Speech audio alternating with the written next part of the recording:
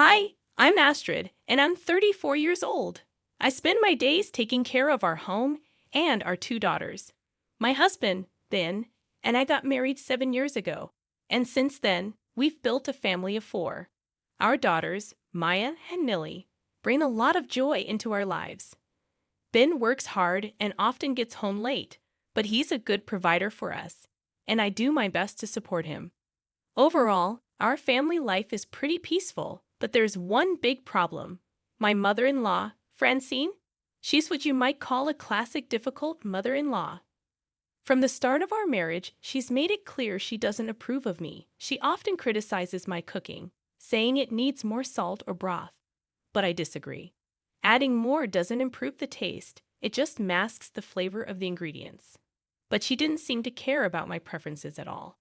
She'd add mayonnaise, sugar, salt, and whatever else she fancied into my dishes as if it were normal. If I cooked everything to her taste, it would be overpowering and I wouldn't enjoy it. This became a common occurrence whenever we visited my in-laws. From the very start of our marriage, she'd pester me about getting pregnant, almost like a broken record. Are you pregnant yet? When will I have a grandchild? She stopped asking after our first daughter was born, but after our second child, she started up again, this time with something even worse. She'd say things like, "Still no boy. When are you going to have your third child?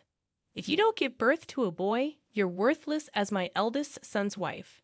You're a useless wife if you can't give me a grandson." It was relentless and hurtful.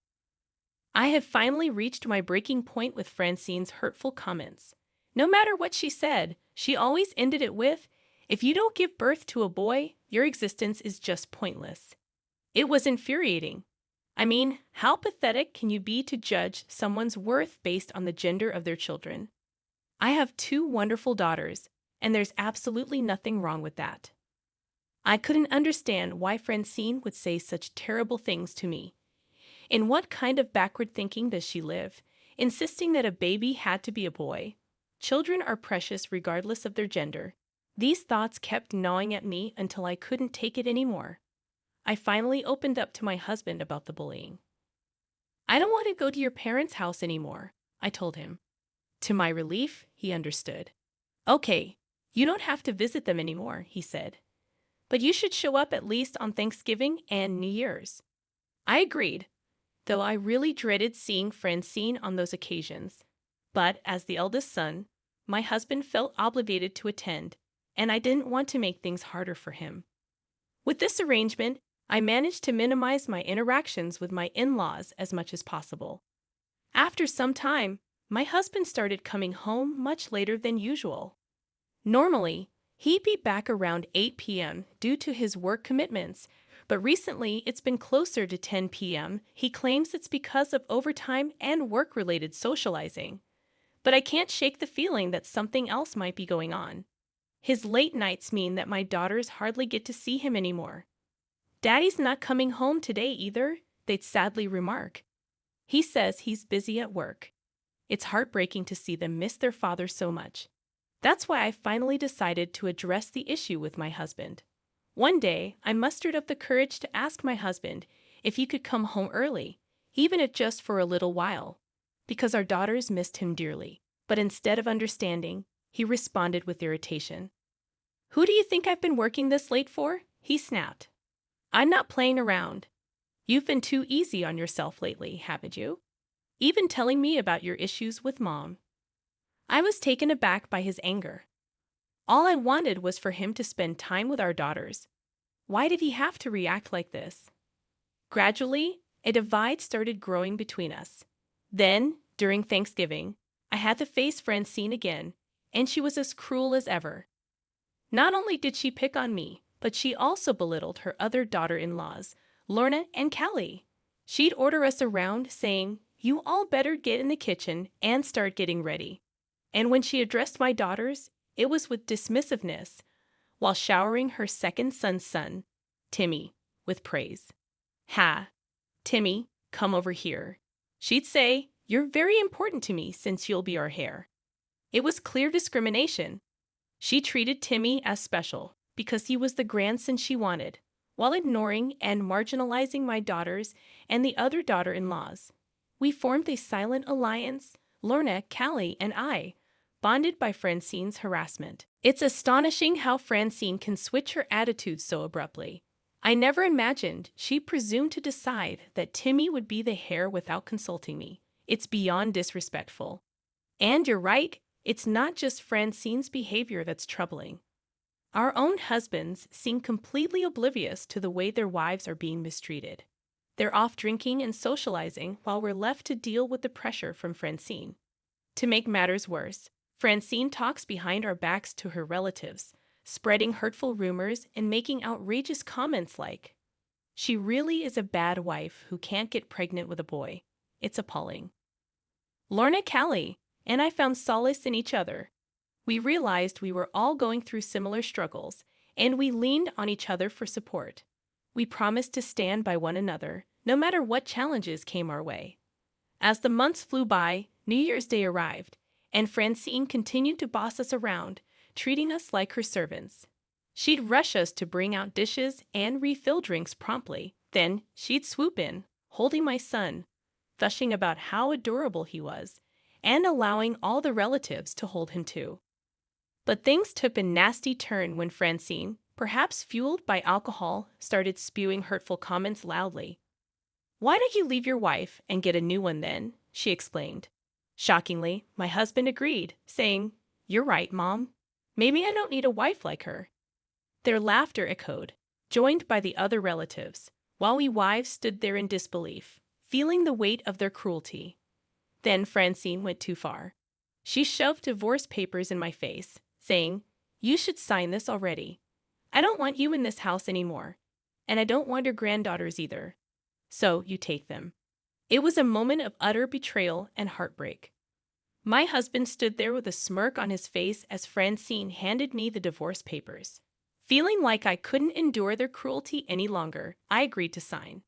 To my surprise, my husband and I both completed the paperwork, and the divorce was finalized right there at the New Year's gathering. "Now I'll be able to live peacefully without any more hassle from you," Francine remarked, laughing alongside my husband. Feeling utterly alone, I decided to leave first. But before I could, Lorna and Callie rushed to my side, asking if I was okay. "I'm fine now," I assured them. "I'm leaving, but you two should find a way to escape too." As we exchanged these words, my sister-in-law Winona, who usually left early, suddenly spoke up. "I'm so happy for you, Astrid, that you got to divorce my terrible brother," she explained. My husband's face turned pale. "How dare you say that to your own older brother?" he protested. But Winona wasn't backing down. "Shut up, you filthy cheater. I know everything. I know you're having an affair, Ben." The room fell silent, everyone frozen by Winona's accusation. My husband stammered, trying to deny it, but Winona was adamant. "We know," she insisted. "Don't embarrass your brother by denying it." The truth was out, and there was no going back. With a triumphant air, Winona presented incriminating photos of Ben with another woman to each relative's seat, shocking everyone in the room. "How did you even?" Ben stuttered, clearly caught off guard. "You're having an affair with a classmate of mine from high school," Winona revealed. "Another classmate saw you together and took these photos for me. Now you can't get away with this. With the divorce finalized, you must pay alimony and child support to Astrid, okay?" Ben vehemently denied it, but Winona's evidence was undeniable. Thanks to her unexpected intervention, I was granted a divorce, all because of Ben and his reckless actions. "Now is the time for you both to decide," Winona urged Lorna and Callie. "Even if Astrid gets divorced first like this, Mom will keep pressuring you both." Encouraged by Winona's courage, Lorna and Callie confronted their husbands. "I hate that our child was made heir without my consent," Lorna explained. "And I hate that you agreed with your mother. I won't tolerate being controlled by her anymore. Let's get a divorce." "What divorce?" Callie's husband retorted. "If you don't like it, then cut ties with your family. If not, I'm taking Timmy with me, and you'll never see him again." Shocked by the ultimatum, Callie stood her ground. I refuse to be bullied by your mother any longer. Either divorce me and stay with your family, or cut ties with them. You choose." The room fell silent, tension thick in the air as each couple faced an impossible decision. Amidst the unexpected chaos, the relatives hastily excused themselves, apologizing for the disturbance before swiftly departing. But Francine remained incensed by the upheaval. "What do you think you're both doing? I'll never allow you to get a divorce," she declared vehemently. "It's not up to you, Mom. It's their decision," Ben interjected firmly. Determined to break free from the toxic influence, I added, "And I'll cut ties with your family too. That's why I came here today." Feeling the weight of their wives' resolve, Lauren and Callie pressed their husbands to make a choice. Eventually, Ned and Steve, feeling the pressure, decided to sever ties with the family. Ned couldn't stand the thought of being separated from his son.